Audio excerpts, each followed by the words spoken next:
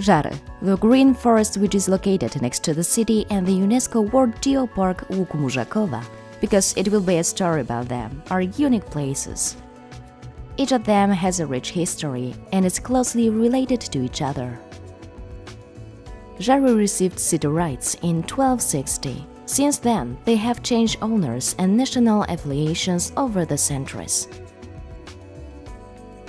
The city has often struggled with the adversity, rebuilding itself and became stronger, but its inhabitants could always feel confident and call it their home.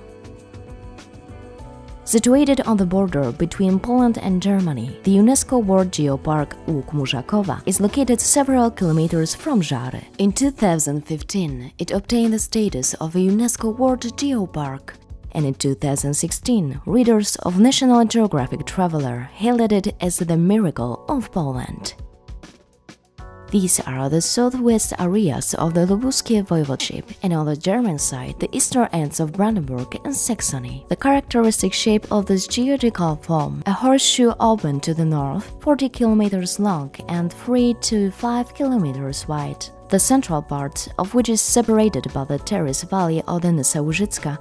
It was formed about 300,000 years ago, during the Central Polish glaciation era. This is a trace of glacial and terminal moraine activity. The glacier coming from Scandinavia piled up the area. This folding is clearly visible on topographic maps, aerial and satellite photos.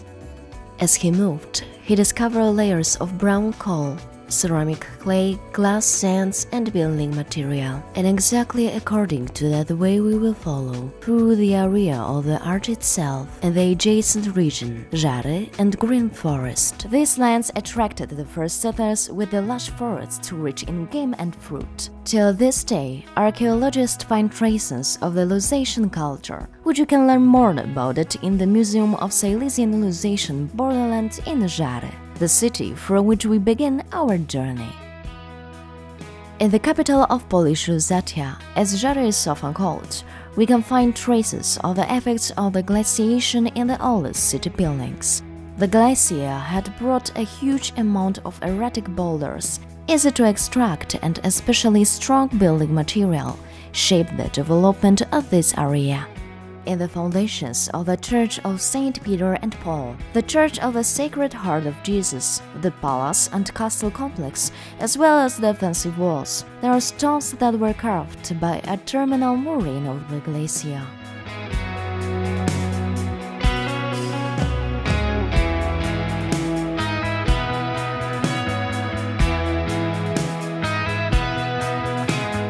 Currently, the city is a kind of a gate leading to Łuk Muszakowa, providing tourists with a complete infrastructure. The tongue of the same glacier that formed Muskau Arch piled this area to a height of 227 meters above sea level. This is the highest point of Lubuskie province, Góra Żarska. Today's green forest is also known as Żarski Forest. Deep summer woods, springs and gorges are also traces of its activities.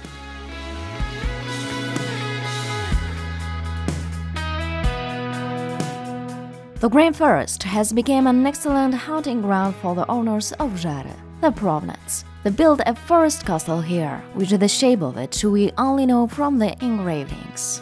There is still a road leading to the place where it was located, with two majestic oaks welcoming us.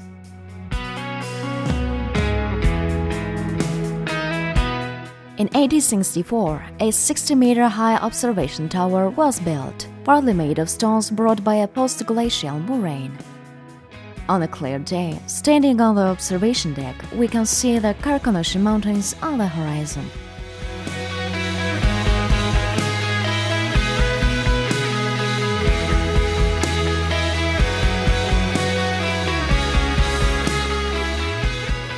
The second oldest building in the Green Forest is the Bismarck Tower.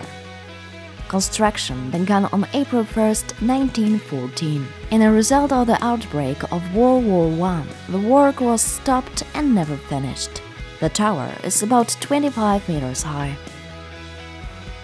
The ease of exploitation of coal, sands and ceramic clays contributed to the increased settlement of the areas surrounding Żary, as well as the development of industry. Underground workings, smoke, escaping from them and sometimes even flames stimulated the imagination. This is where the legend of the basilisk in Żary was born, a fire-breathing creature that devoured people. Today we can see his miniature bathing at the well in the market square in Żary.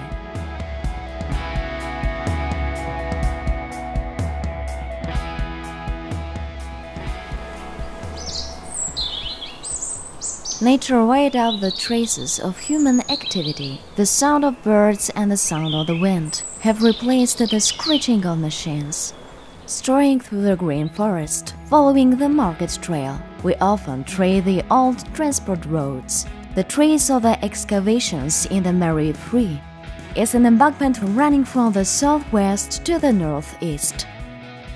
The remains of mining shafts are fragments of the brick lining of their inlets, the bases of hosting machines and the brick bases on the mining structure. Looking at the overgrown body of water, we can see the remains of open-cast workings. Walking or cycling, we can feel the richness of geological forms on our own skin. The area is largely undulating. Thanks to that, has ideal conditions for training for professional athletes and amateurs. Within the forest, there is the Syrena Stadium and the Źródlana Sports and Recreation Complex. From the height of the chimneys, we can see the elevation of the area, Wzniesienie Żarskie, shaped by a glacier that was in Mirostowice Dolne, a village belonging to the Żary commune. That there were abundant deposits of Miocene clay, which were a good raw material for the production of building materials. During operation, the plant produced approximately 12,000 pieces of bricks per hour. Characteristic construction, ceramics and yellow clinker bricks today can be seen on the facades of nearby houses. And the anthropogenic signs are the small surrounding lakes, which we will mention later. We move to the eastern end of the arch, to the town Trzebie. Several times it was completely destroyed, but it was always rebuilt. The symbol of it can be the revitalized market square, the heart of this town. The remains of the Żarska Gate Tower are evidence of the city's turbulent history. It is also worth visiting the place of execution, with the remains of the well gallows from the 16th century and the Devil's Stone.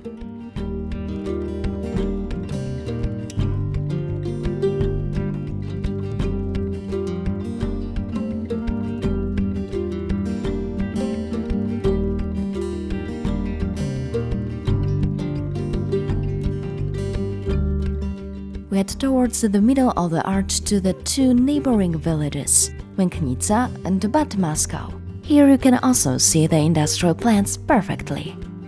Lignite was mined using the underground and open-cast methods.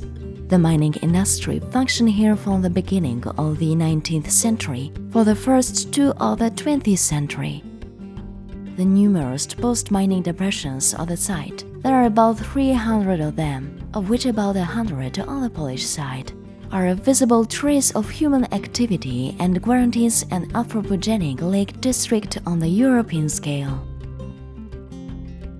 The water in the bodies of water sparkles with a riot of colors. Lignite colored the waters to brown and red, clays to all shades of green, while the glass sand to blue. The Geopark former Babin mine introduces tourists to the essence of this area. The several-kilometer-long road leads through the former mining area, from Łęknica to the village of Nowe Czaple. Looking from the lookout tower, it's hard to believe that 100 years ago, this place was dusty, grey and lifeless. The anthropogenic lake district is not the only visible sign of mining history. Around the largest reservoir, Africa, called because of the shape, there are plenty of post-mining dumping ground and the heaps resembling the surface of the moon. The exploited underground workings collapsed and filled with water. It was similar with open-cast workings. In combination with the dumps of excavated rocks and the natural topography, they have created a unique landscape. The cultural and educational center of the Łuk-Muszakowa Geopark was established in Łęknica, which promotes knowledge about the Łuk-Muszakowa. The UNESCO object is located in Bad Muskau. It's the Hermann von Pückler Castle, who was the founder of the Muskau Park.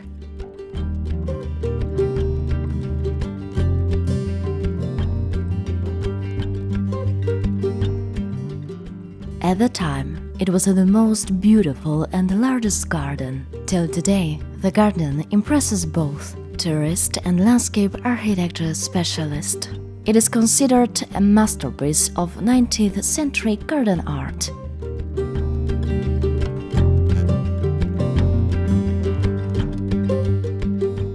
Near the Muskau Park there is another, likewise charming and distinctive one, the Rhododendron Park in Kromlau. It attracts not only rhododendron lovers but also fans of a unique structure, the Rakots Bridge, also known as the Devil's Bridge. It was built in 1860 from basalt stones brought from Upper Lusatia and the Czech Republic.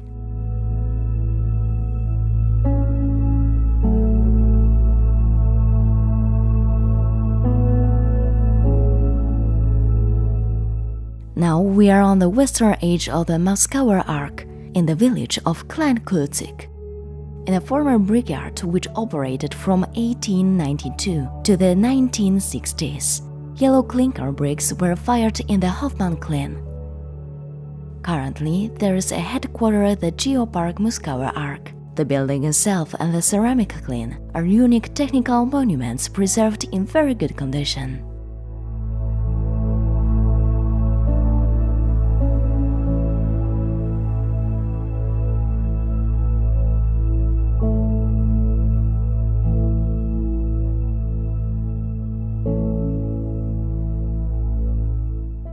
The culmination of our trip will be entering the tower at Lake Felixsee.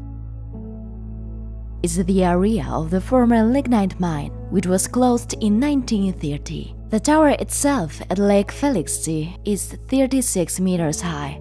It's opened to the public in 2004. From it, you can see the entire turquoise Lake Felixsee and the surrounding area.